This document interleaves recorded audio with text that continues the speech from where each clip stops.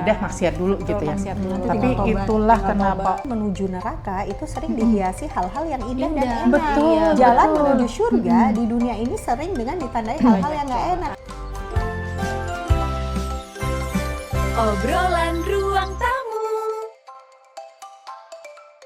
Assalamualaikum warahmatullahi wabarakatuh. Sahabat Solihah, berjumpa lagi di obrolan Ruang Tamu. Episode keberapa sekarang? Udah panjang banget. Alhamdulillah udah hampir 20, ada belum ya? Kurang lebih ya. Hitung sendiri nanti. Di episode kali ini kita akan bahas tentang kematian ya. Jadi kematian mendadak itu sering kita jumpai di lingkungan masyarakat kita, bahkan mungkin teman-teman kita, keluarga kita. Maka kita harus mempersiapkan itu semuanya. Nah, ini yang akan kita bahas karena kematian mendadak itu mengajarkan kita jangan tunda taubat, karena kita tak pernah tahu detik terakhir apa yang akan Allah tetapkan. Maka akan kita obrolin bersama ketiga mama-mama di sini, Mama Suli, Mama Dea, dan Mama Anissa gitu ya. Selamat ini pagi menjelang siang kali ya. Apa kabar semuanya, sehat ya? Alhamdulillah. Semoga Allah karuniakan kita umur yang panjang, amal yang panjang, amin. Kesehatan, berkah, amin. Berkah semuanya. ngomong-ngomong kematian ya. Saya baru dapat berita juga. Sebenarnya kemarin, tapi aku baru baca tadi pagi. Dan ini sangat mengingatkan banget ya bahwa kematian ternyata nggak urut umur gitu ya. Jadi itu teman mahasiswa, calon mahasiswa baru nih seangkatan anak aku, masih 18 tahun. Masya Allah. Waktu mau dibangunin sholat subuh ternyata sudah meninggal. 18 tahun ya udah. Ada riwayat sakit atau apa gitu? Itu aku nggak tahu ya, tapi kayaknya kok enggak gitu, karena ini lagi happy-happynya mau masuk kuliah besok tanggal 2 September. Itulah ya, kita padahal yang nenek beliau itu yang sudah berusia, yang masih sakit, sugeng ya. masih sugeng kayak gitu. Aku juga ada mengenal keluarga yang justru putra-putranya itu meninggal lebih dulu. Nggak cuma satu, ada berapa ya? Kayaknya 4 atau berapa putranya udah meninggal lebih dulu. Beliaunya masih sugeng gitu ya. Ya itulah, Allah itu ingin mengajarkan kepada kita bahwa kematian itu nggak urut umur, nggak urut sakit gitu ya. Dan ya di episode kemarin kan kita ngomong tuh STMJ itu ya. Apa tadi, sholat terus maksiat jalan. Nah, kalau kita tuh kematian andai ada nomornya, masih jauh, masih 1000, udah maksiat dulu gitu ya. Tapi itulah kenapa Allah rahasiakan ya kematian gitu ya. Maka kematian itu siapapun ada berita kematian itu sebagai pengingat kita ya. Dan ini ada hadis dari Ibnu Majah yang mengatakan begini, dari Ibnu Umar, ia berkata, aku pernah bersama Rasulullah SAW, lalu seorang Ansor mendatangi beliau. Ia memberi salam dan bertanya, wahai Rasulullah, mukmin manakah yang paling baik? Beliau bersabda, yang paling baik akhlaknya. Lalu mukmin manakah yang paling cerdas? Ia kembali bertanya, kemudian beliau bersabda, yang paling banyak mengingat kematian dan yang paling baik dalam mempersiapkan diri untuk alam berikutnya. Itulah mereka yang paling cerdas. Masya Allah. Maka memang mari ya. Kita itu sebenarnya cuma tinggal menunggu 3 hal ya. Kematian, sholat, dan satu lagi apa? Dipanggil sholat, dipanggil umroh dan haji, dipanggil untuk ke alam barzah gitu. Karena di surat Al-Mulk ayat 2 kan Allah juga mengingatkan kita, a'udzubillahi minasyaitonirrajim, alladzi khalaqal mauta wal hayata liyabluwakum ayyukum ahsanu amala. Jadi Allah yang menciptakan kematian, Allah juga yang menghidupkan kita, dan Allah sedang menguji kita siapa di dunia ini yang paling baik amalnya. Sehingga ya benar kalau tadi dibilang kata Rasulullah, orang yang paling cerdas adalah orang yang mengingat mati dan memperbaiki ya sisa hidupnya ini untuk mempersiapkan kematian dengan sebaik-baiknya dengan amal solih gitu. Jadi ya memang kalau kita kepengen punya semangat dalam melakukan kebaikan, melakukan perubahan diri, ya kita ingat mati gitu. Kira-kira nih, kalau kita dikasih tahu waktunya tuh nanti sore atau waktunya besok, pasti kita akan bergegas. Betul. Nah, kadang-kadang kan yang membuat kita tulul amal ya, tulul amal tuh istilah untuk nanti-nanti menunda-nunda kebaikan, menunda-nunda taubat. Nah itu karena kita nggak ngerti. Nah padahal bukan berarti nggak ngerti itu tanpa Allah kasih bocoran. Ini Allah tetap kasih bocoran. Justru ayo segera segera karena kita nggak nggak tahu tahu waktunya kapan. Maka yuk kita beramal soleh dan menghindari kemaksiatan. Seperti kayak kematian yang siapa tuh yang ganja atau apa itu ya, sampai dia sebelum dipanggil, sebelum didor gitu dia menghatamkan yang bandar narkoba. Ya, dan sampai justru malah sebelum saya ditembak saya ingin mengucapkan la ilaha ya Allah. Itu justru kematian yang indah banget. Iya, Masya Allah. Betul. Bener. Ya, sedangkan orang yang merasa hidupnya dulu kayak kotor itu merasa bandar narkoba sampai pada akhirnya sebelum meninggal 3 hari sebelum meninggal ya waktu itu khatam berapa kali gitu sampai kita aja yang masih nggak jelas kayak gini, nggak jelas kapan matinya ya, gitu nggak jelas banget. Maka kalau kita mengingat mati itu menjadi motivasi untuk kita, justru itu menjadi cambuk untuk kita supaya kita semakin dekat kepada Allah gitu, karena kita nggak tahu kapan ya. Jadi kita sholatnya juga jadi semangat, beramal ibadahnya jadi semangat gitu kan. Nah itu yang ngomong-ngomong tadi tuh inget bandar narkoba tadi yang dia mendapatkan kesempatan yang indah ya. Nah sedangkan kita ini dalam kehidupan sehari-hari kita itu kan diancam oleh godaan iblis dari berbagai penjuru nih, yang dari yang dari depan kita itu dia menghalangi kita berbuat amal baik ya kan. Ketika kita mau sedekah misalkan nantilah ditunda-tunda ya betul. Banyak orang lah, kamu jangan takabur nanti aja kalau udah sepi sepi malah lupa nggak sedekah gitu kan.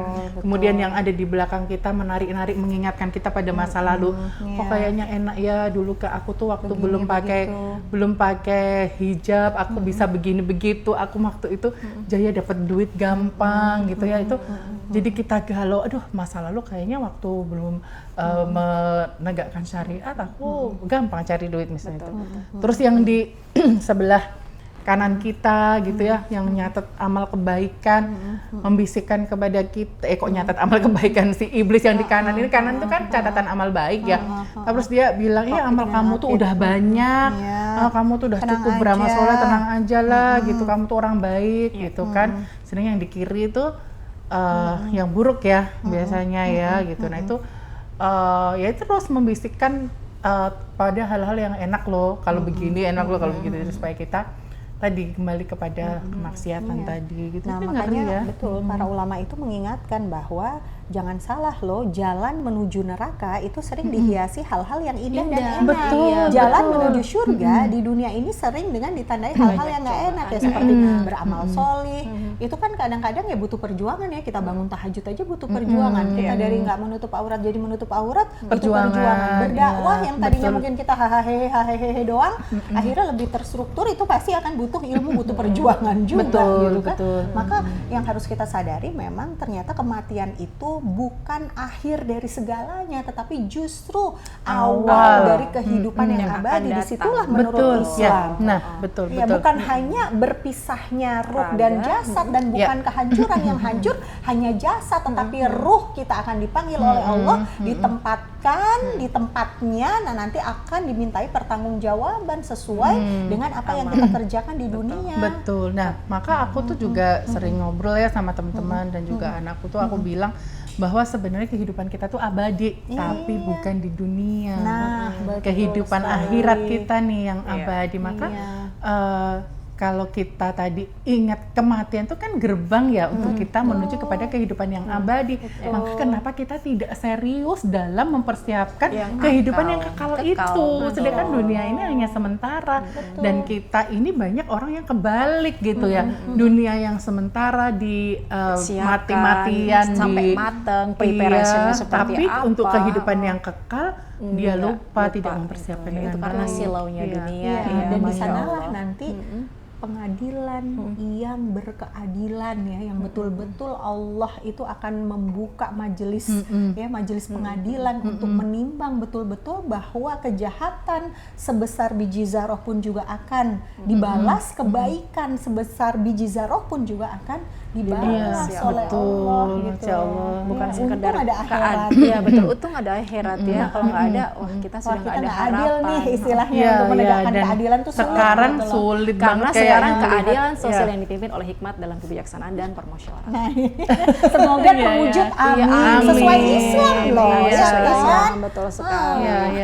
Cuman masyarakat di sekitar kita qadarullah selalu disuguhi dengan hal-hal yang indah. Makanya tadi terlihat banget apa yang disampaikan Mama Ica bahwa kita tadi apa intinya bahwa jalan menuju neraka itu sering dihiasi hal-hal yang justru enak, yang indah, tapi menjerumuskan. Betul. Kita kadang-kadang mengingat hal yang kita harus ingat surga, tapi kadang-kadang ya lain mau siti ya ora apa-apa ya kadang-kadang ya. Kok kayaknya indah juga ya, tapi nggak boleh nyicipin ya. Iya. Tapi sebetulnya rahmat Allah tuh lebih luas loh. Jadi hal-hal yang memang diperbolehkan dan dihalalkan oleh Allah itu sebetulnya lebih banyak. Jadi ya sebenarnya kalau dibanding-bandingin dunia pun tuh indah loh sebetulnya gitu ya. Hanya saja karena kita ada di kondisi perang pemikiran ini, jadi kayaknya tuh ya sulit gitu untuk lurus. Kayaknya untuk menjadi lurus tuh hati-hati ya. Kadang kita hati-hati. Banyak juga orang berpikir nggak apa-apa lah, maksiat sebentar, habis ini kan kita tobat lagi gitu. Nah itu hati-hati, makanya bener-bener kematian itu menjadi pengingat karena kita nggak tahu loh, jangan sampai nih kita ya kalau bertobat masih sempat gitu, belum selesai maksiat ternyata meninggal. Astagfirullahaladzim, ya Allah. Nah aku tuh inget nih ya, ada satu cerita gitu yang aku baca, aku dengerin sih sebenarnya karena suara ya. Jadi ini tuh ceritanya maksiat nih ya, dengan bukan mahram gitu ya. Nah dia udah berniat nih, ini yang terakhir kali ya, terakhir kali pokoknya habis ini kita tuh harus bertobat, kita kembali ke jalan yang benar. Tapi ya Allah, belum selesai meninggal, belum sempat bertobat dan habis maksiat dalam kondisi bersama bukan mahramnya. Sungguh-sungguh terjadi itu. Sungguh-sungguh terjadi. Naudzubillahi min dzalik ya.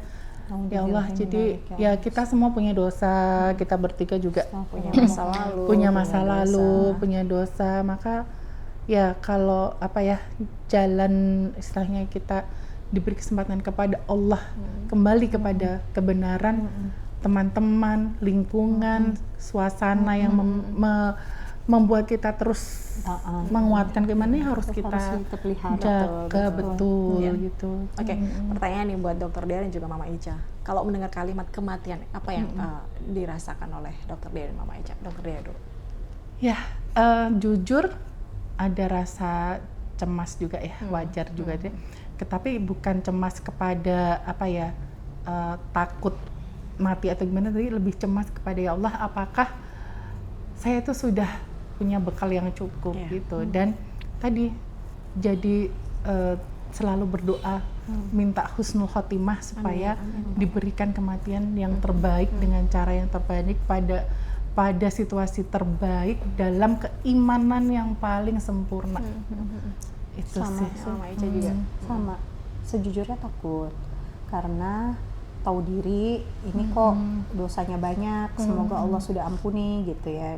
Karena kita juga punya rasa harap nih kepada Allah, tapi ya juga rasa takut gitu. Jadi ya tobat terus deh, pokoknya tobat terus. Kemudian memperbaiki amalan, terus berusaha semaksimal mungkin gitu. Ini aja belakangan ini juga lagi kepengen target diri sendiri gitu. Oh ayo dong upgrade dong Cah gitu ya. Aku self talk nih ceritanya. Ayo dong Cah upgrade dong. Apalagi nih amal solih yang kamu tuh masih punya waktu leha-leha nih, kurang berarti amal solihnya. Ayo sampai kamu nggak sempet leha-leha, sempet gitu. Iya betul. Benar.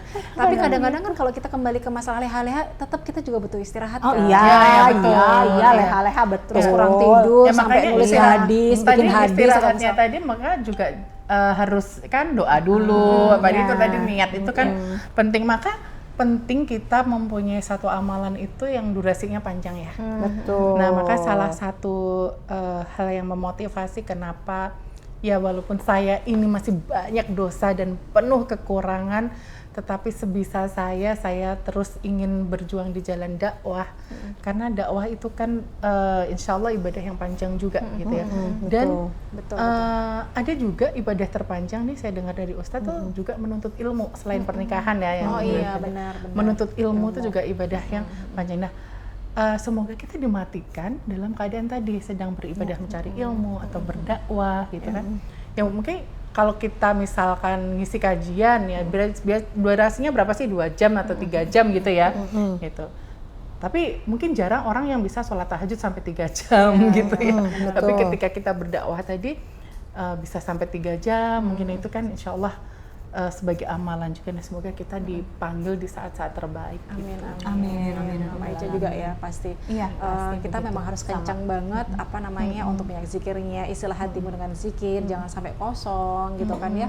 Melakukan banyak hal-hal yang terbaik. Seperti tadi kalau Dr. Dia menyampaikan bahwa menuntut ilmu juga itu adalah durasi yang sangat panjang sekali selain berkeluarga atau berumah tangga ya. Ada 3 hal juga, beramal anak-anak yang solihah, kemudian amal jariah dan ilmu yang bermanfaat. 3 hal itu mudah-mudahan kita miliki untuk mempersiapkan kematian. Ada sebuah quotes juga menyampaikan kematian mendadak adalah tamparan keras bahwa hidup ini bukan untuk menunda taubat, tapi untuk segera kembali kepada Allah. Kematian mendadak juga mengajarkan kita jangan terlalu percaya pada nanti karena mungkin hanya ada hari ini. Terima kasih, sampai berjumpa kembali di lain kesempatan. Kita bertiga pamit, sampai ketemu dengan tema-tema yang lebih seru lainnya. Saya Zuli Kurnia. Saya Dea. Dan saya Anissa. Wassalamualaikum warahmatullahi wabarakatuh.